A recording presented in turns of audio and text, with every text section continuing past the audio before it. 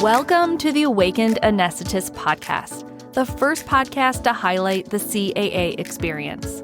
I'm your host, Mary Jean, and I've been a certified anesthesiologist assistant for close to 2 decades. Throughout my journey and struggles, I've searched for guidance that includes my unique perspective as a CAA.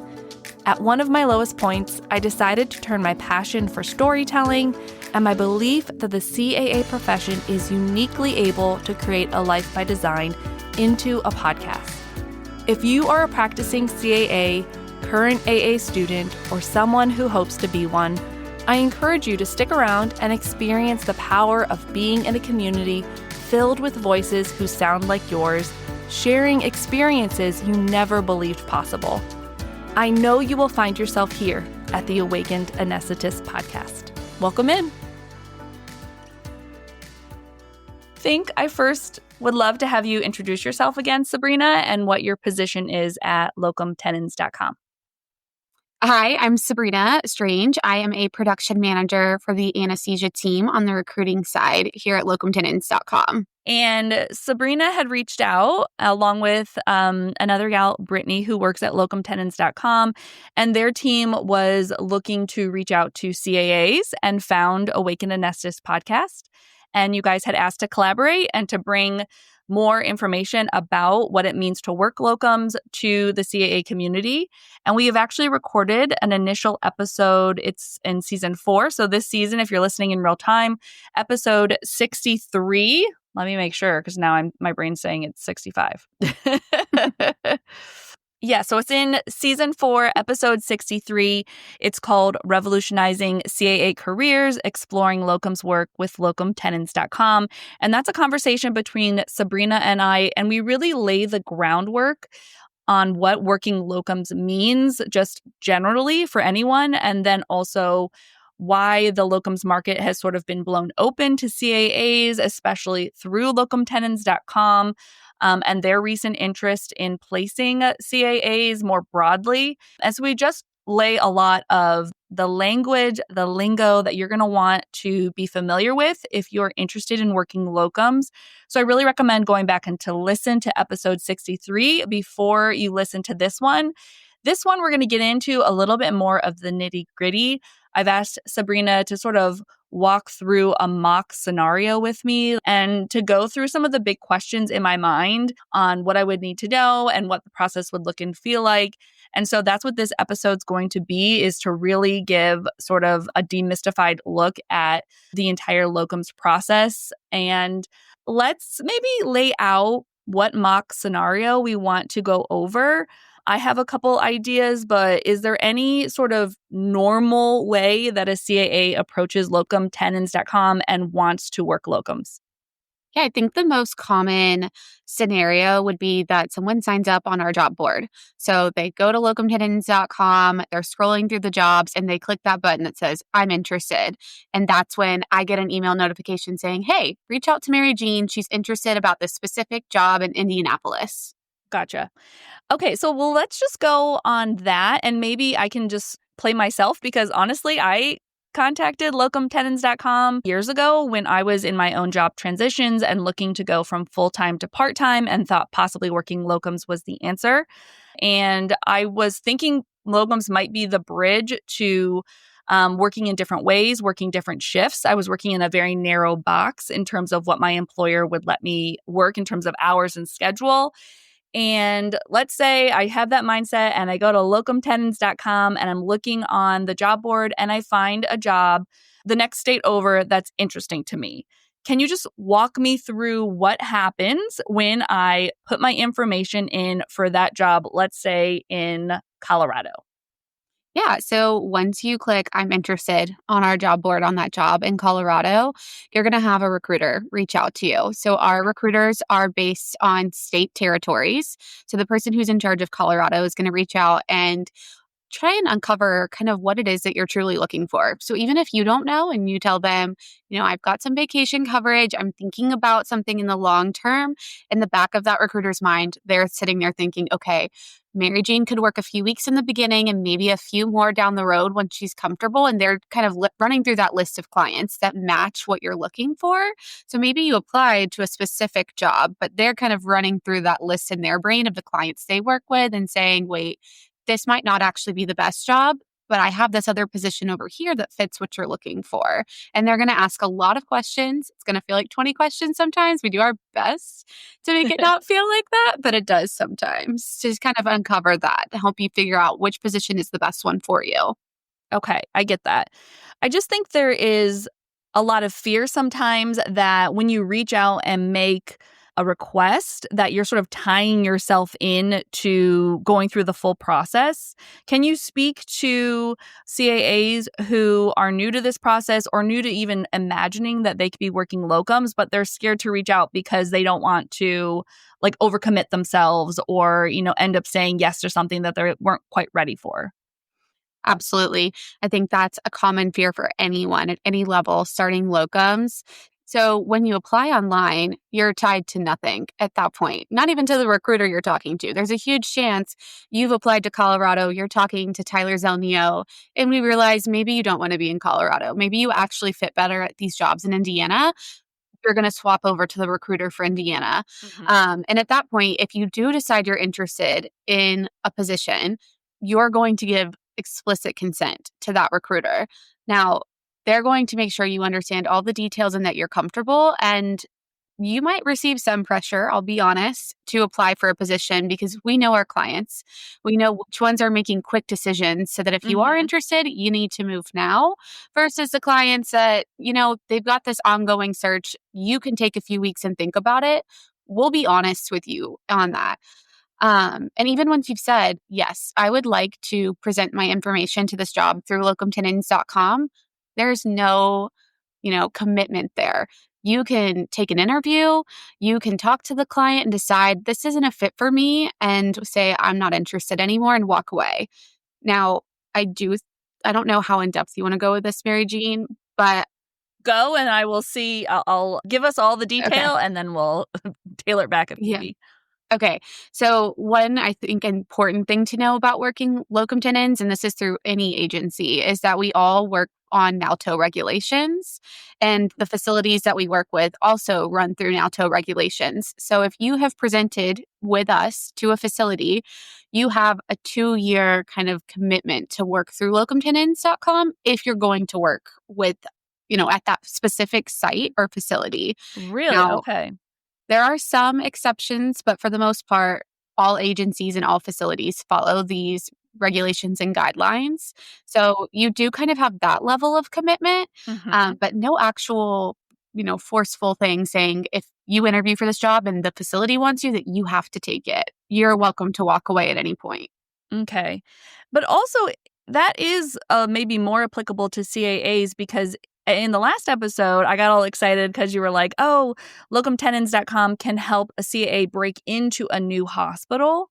But what you're saying now is that if locumtenens.com places me, I would have to work for locumtenens.com at that new hospital for at least 2 years before I were to get hired full time by the hospital.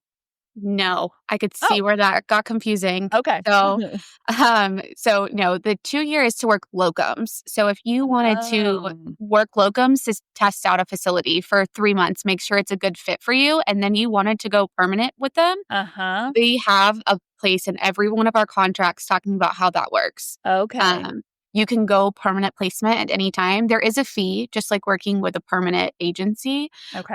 or permanent placement agency, Mm-hmm. but that's for the facility side to pay if they're interested in bringing you on Okay. permanently. So, Gotcha. and that's something we negotiate if we need to. So if you decide, I love this facility in Colorado, facility wants to bring you on long term, but then maybe they're not willing to pay that permanent placement fee, that's something we advocate on your behalf and kind of step in and figure out how to make this work for you. But Mm. there's no time limit that you have to work locums. We suggest 90 days. That's our preference. It gives you a good idea if you actually like the facility. Okay. But there's nothing tying you to saying, I've worked there 2 weeks. I decided I love it. I want to go perm. We're going to help you figure out how to do that. That was not too much detail. That was exactly the amount of detail I like to have. And why I personally listen to podcasts is like, I want to hear these very detailed questions answered so that I can go in with eyes wide open. So perfect, Sabrina. I love that. Here's another one of my big questions or concerns is that my understanding of locums is that there's sort of these three main things that you have to know about your own work schedule and what you want out of a job. Meaning you need to know what schedule you want to work, like 10s, 8s, overnights, day shift only. So you need to know the schedule you want. You have to know your rate, so how much you want to get paid, and you need to know the location of where you want to work. That's sort of what you come to the job board with that information. And it seems that not always is there a perfect fit that you'll find on the job board, but maybe there's a job that fits two of your three criteria. And then you're talking to a recruiter to sort of figure out how to meet in the middle. Can you talk to us about how much flexibility we need to have in terms of those three expectations: schedule, rate, and location? What I would say is that it's more for us to know which of our clients are flexible. So you can tell me, back to Colorado, I love this job. It fits the location, it fits the rate, but maybe not the shifts. We'll be honest with you if we can present you for a different schedule than what's posted on our job board. So when we post on our job board, it's going to be what our client's ideal candidate looks like, right? This is exactly what they're hoping for. But we always know, or at least have a good idea on how flexible they are. And sometimes that changes. So you might reach out to me and say, I'm only going to do this job if I can work 10-hour shifts. And I'll let you know, hey, they just took on somebody that didn't quite fit what they're looking for, and they aren't going to be flexible on another candidate. I'll reach out to you if that candidate leaves or if that doesn't end up working out.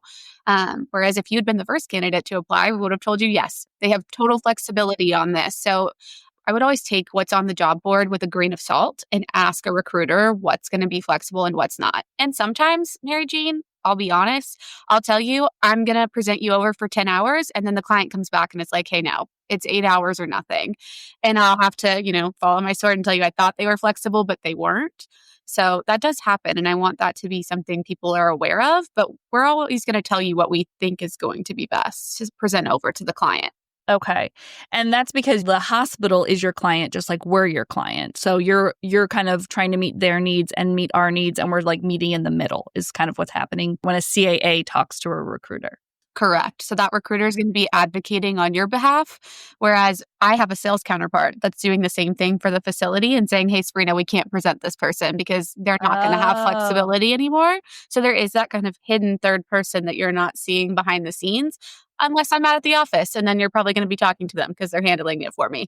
I gotcha. God, this is so good. I love hearing all of this behind the scenes. I love that you're so open about it too. Like it just really makes it feel safer because, of course, this is like a huge decision. This is some people's full-time income, and it just feels like they talk about the golden handcuffs of a full-time job that, our society has held that up as like what the most safety is. And so anything other than that, even going part-time, especially in the CAA market, is rare and also feels maybe not as safe. And then locums feels like another step into sort of the unknown or not as safe. So I just love the clarity you're providing. I'm getting excited for people who are listening. Okay, let's talk about the dreaded paperwork. Okay. Let's keep going with our mock. So this is someone who maybe has found a job interesting in Colorado. We have found a match. The CAA has worked with the recruiter and found a job in Colorado that's going to meet their needs in terms of schedule, hourly rate, and the location that they're wanting. And now we are faced with two really paperwork processes, if I'm understanding it correct. The state licensing, so getting my Colorado CAA license, and then hospital credentialing. Start us on where we need to start talking about for either one of those. So I'm going to start with one that you haven't even thought Uh-oh. of, and it's a third third process. However, it's kind of all one Okay. process, really. So we actually have an internal credentialing application. So if somebody is new to locums, we're probably going to be talking to you about this on the first phone call. So we want you to fill out this internal credentialing application if we're presenting you to our clients, because we do things like background checks, we get references, some of those beginning things, and then we get to give you that gold star on your presentation that lets our client know, hey, we did due diligence, we know a lot about this candidate, and that kind of gives you that like upper hand over a candidate that hasn't credentialed with us internally yet. But we use that internal credentialing application to pre-fill everything else past that. So you upload your CV. We have these fancy little things that read your CV and fill out part of the paperwork for you. You go in and fill out the rest. I'd say it takes about 30 minutes. And then on our end, within 48 hours to 2 weeks, depending on how crazy we are and how, quick you are trying to get presented to jobs, we're running those back processes and kind of giving you that gold stamp. And then if you are ready to get that Colorado license, we take everything from that application and pre-fill out the Colorado application for you and take off that, weight and burden of that part of the process. And then we send it to you with highlights and say, hey, here's what we don't know. We need your help on these sections. And then we're talking to the Colorado board and helping them do the verifications that they need to do, helping them get the references back that they need. We have an in-house licensing team dedicated to just that. They're great at what they do. They take as much of the burden of that licensing process from you as possible. Sounds lovely. Yes, we try. It's not always, we can't always take all of the burden, but as much as we can. Sure. And then we also have a team dedicated to the internal credentialing process at the different facilities. So we have a privileging team dedicated to just that.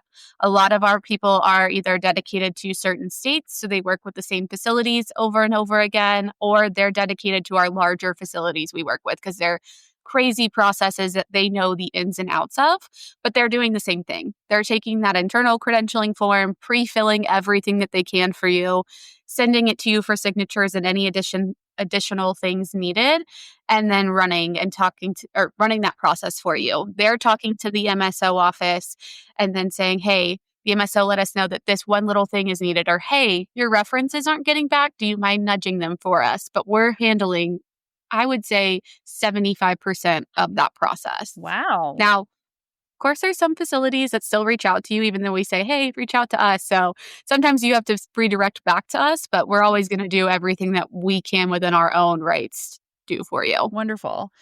Okay, so let me add a little bit more clarity just in terms of the paperwork, because I know this is something that can really has overwhelmed me as I've taken new jobs. And at one point I was licensed in Florida and did that all myself. And it is a major, major undertaking.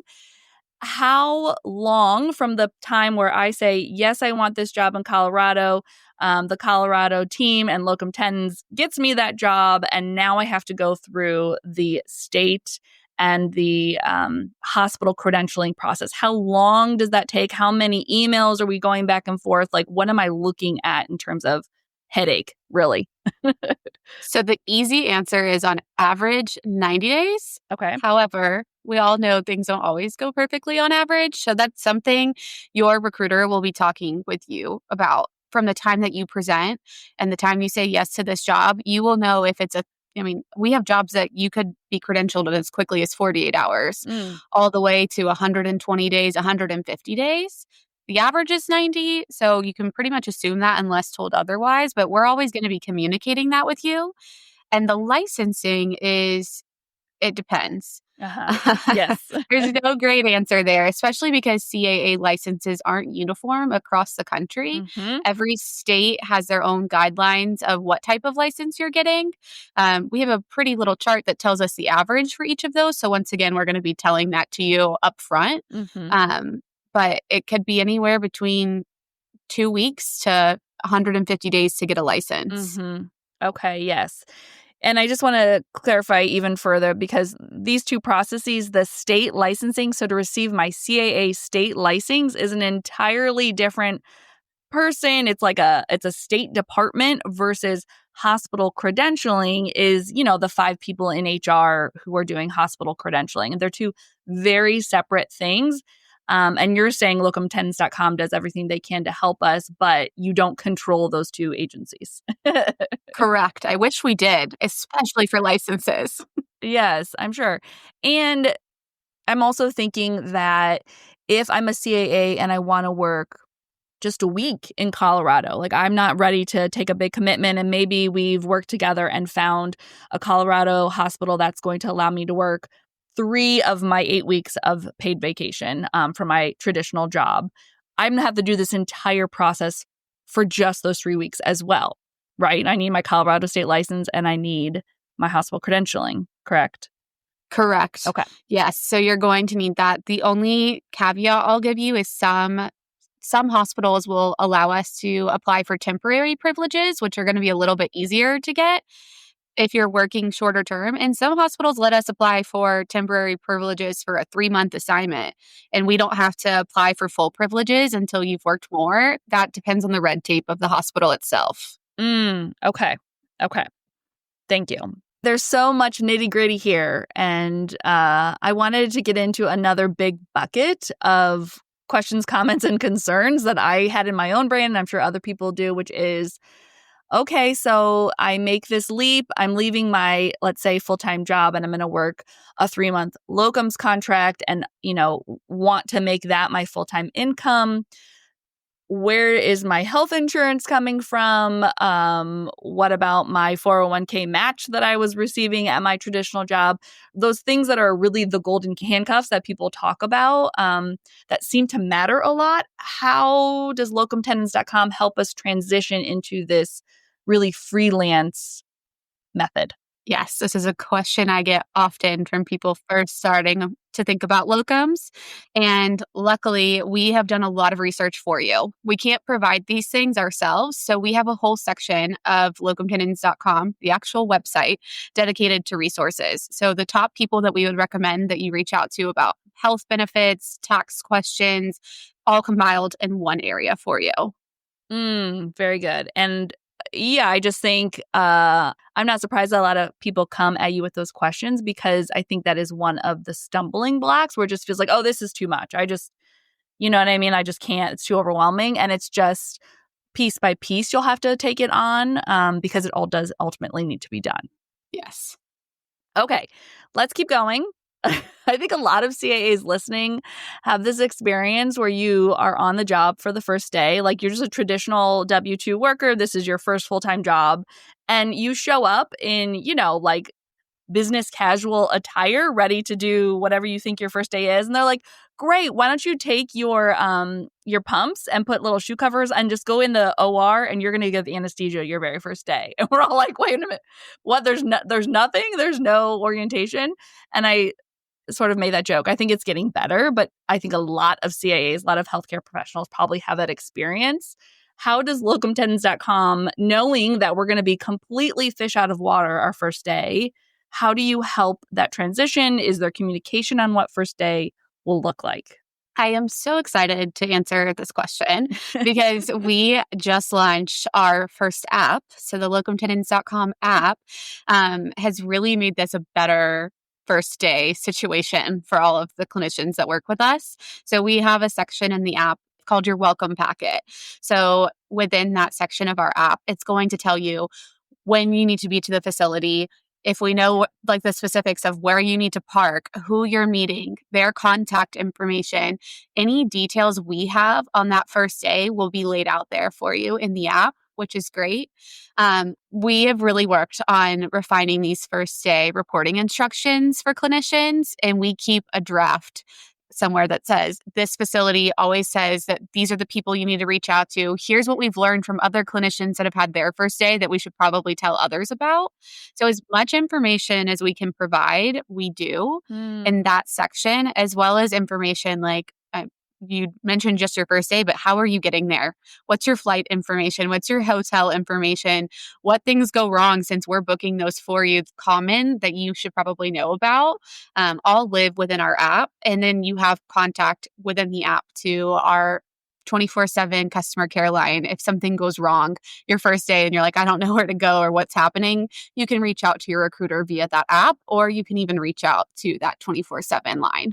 Oh, that's awesome. I do. Why is the first day in medicine always so chaotic? Like, this is a theme. If you guys are tackling this, then clearly this is not just a CAA experience. It is definitely across the board for every specialty, every level of providers. You would think someone is thinking about this, and now you are. So thank you.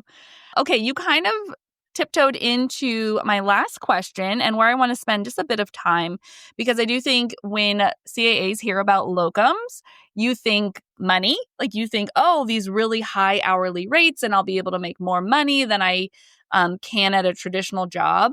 And you mentioned two things: travel, like how are you going to, drive to the OR on the first day, and flight information if you have to fly to this location, to a new state, which is part of the quote unquote money, but separate. Where do you want to start with money? Do we want to start with hourly rate and how set in stone it is if we negotiate? Where do you want to start with this sort of big conversation? Let's start with the ugly one first, the money. That's what people want to know, that hourly rate. Yes. So from the moment you're talking about your first job with a recruiter, we're going to want to know what hourly rate you're looking for so that we have an idea. And we'll be honest with you if you're being unrealistic. I've definitely told someone before, if you are getting that you say you are right now an hour, keep that job for as long as you can. I'm not hearing about rates like that in the industry right now. But each of our recruiters is very well versed in the specific hospitals they work with often, as well as their state, and can kind of give you an idea. Like, if you want to be in Colorado, you're going to need to be around X rate. So if you're looking to make more than that, let's talk about other states where we can actually get that, because you're definitely going to see there's certain areas of the country that are going to make more than others. And it kind of goes hand in hand with cost of living, not always necessarily, um, but you can stand your ground on rate, and we'll be as honest as we can with you.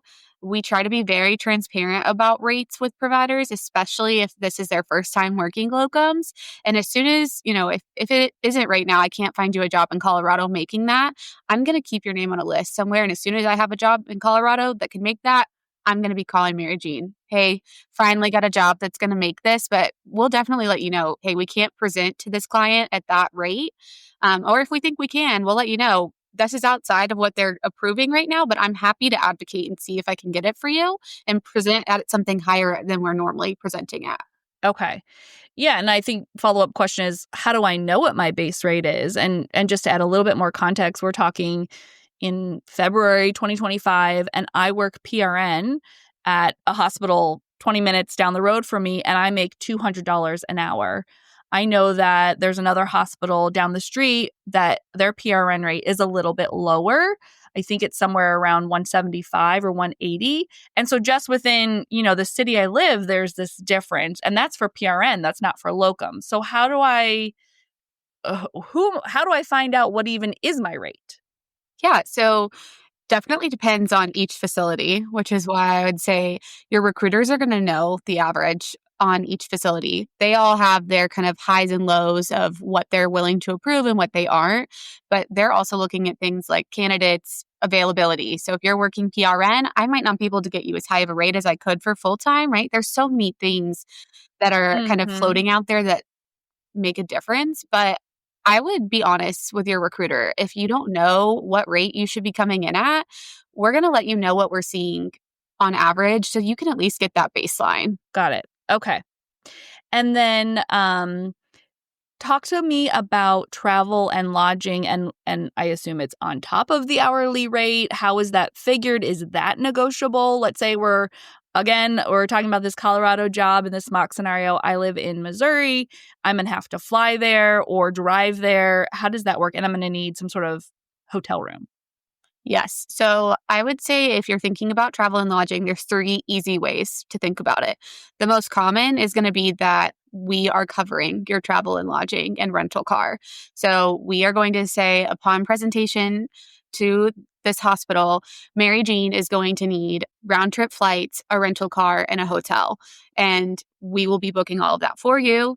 We'll let you, if there's options in the area, maybe there's a Hilton and a Hyatt, we know that the client will approve both, we're going to send it to you and say, which would you prefer to be at? We Okay. don't always have that luxury, especially since a lot of locums assignments can be in small areas.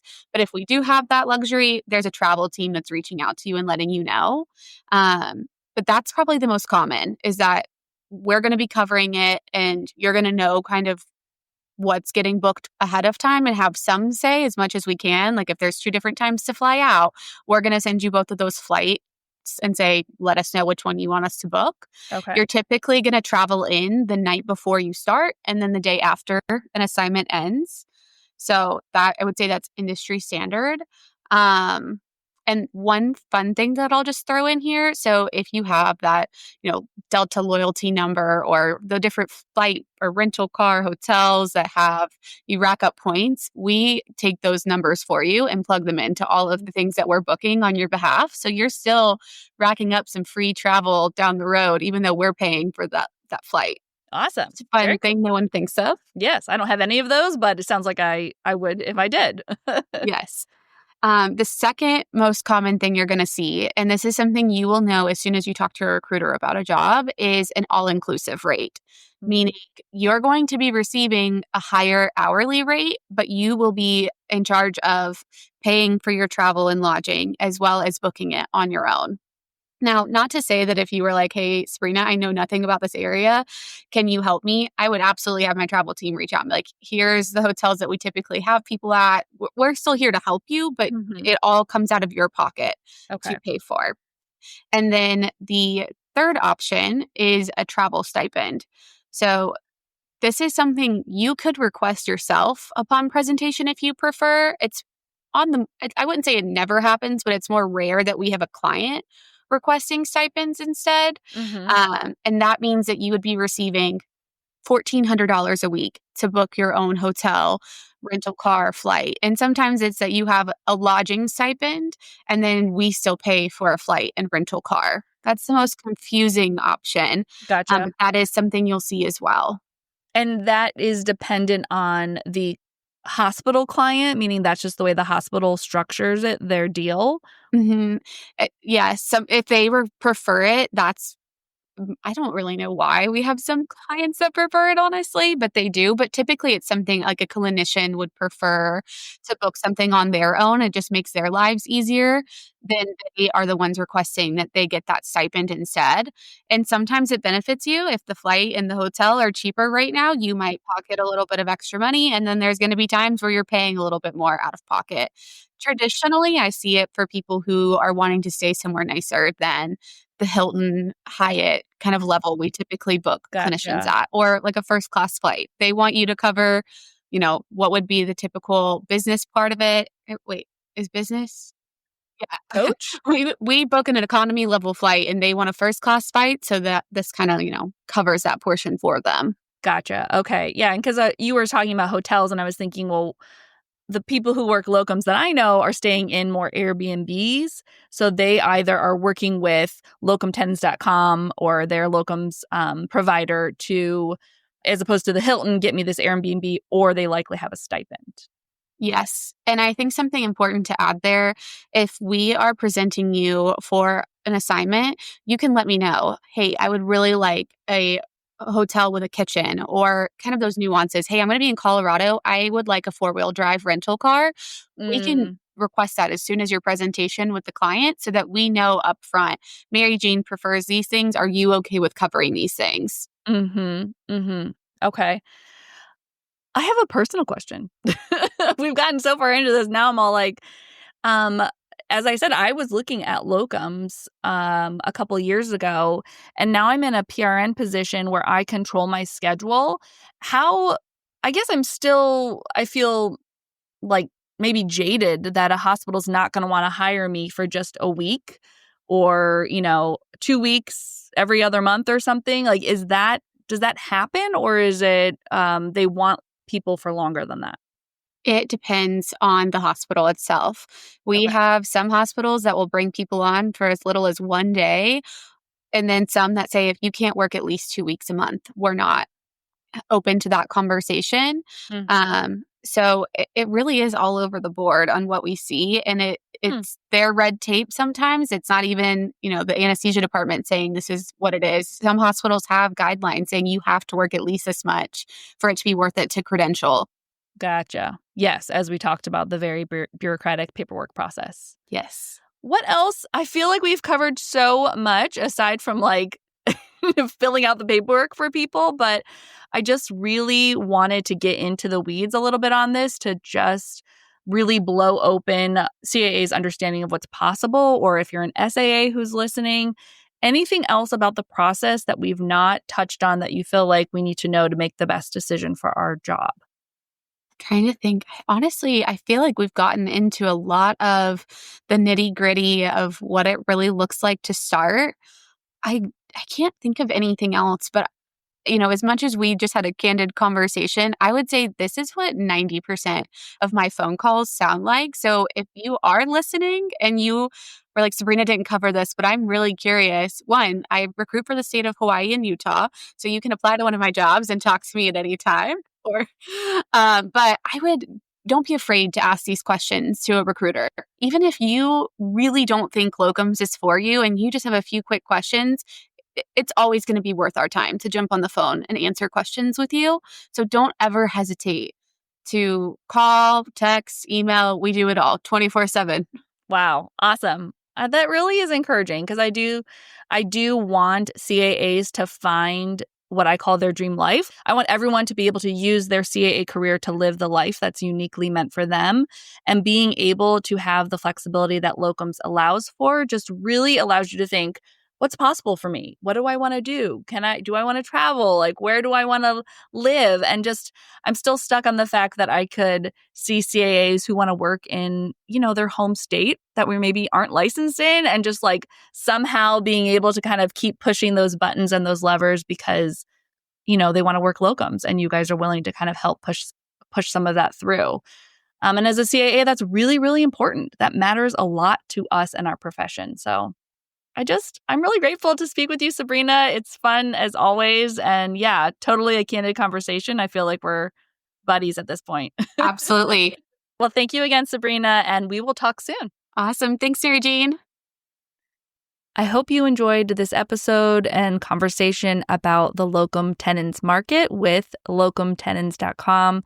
If you are interested in pursuing locums or just maybe looking at the locumtenens.com website just to see what's available, I'm going to have some links in the show notes so you can peruse in the privacy of your own home without anyone contacting you.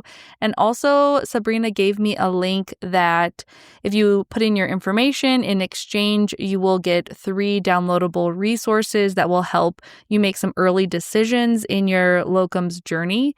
I did it myself. Basically, they ask you for your name and email address, and then you can click on there whether you want to have a recruiter call you.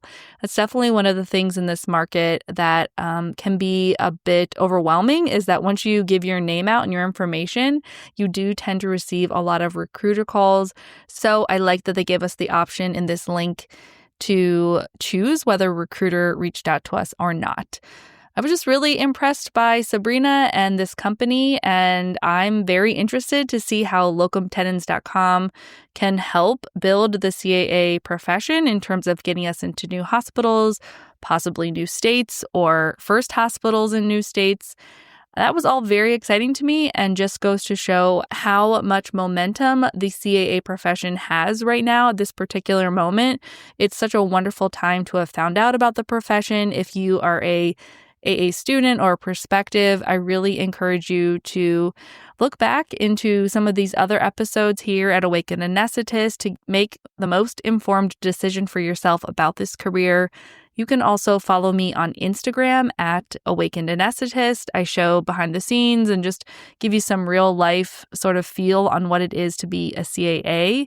And the most important thing you could do for the podcast truly is just to directly share this episode right now with a friend, a CAA, or another AA student in your life. Tell them why you loved this episode, why you think they'll love this episode. Encourage them to take a listen and follow along. All right, let's talk soon, y'all.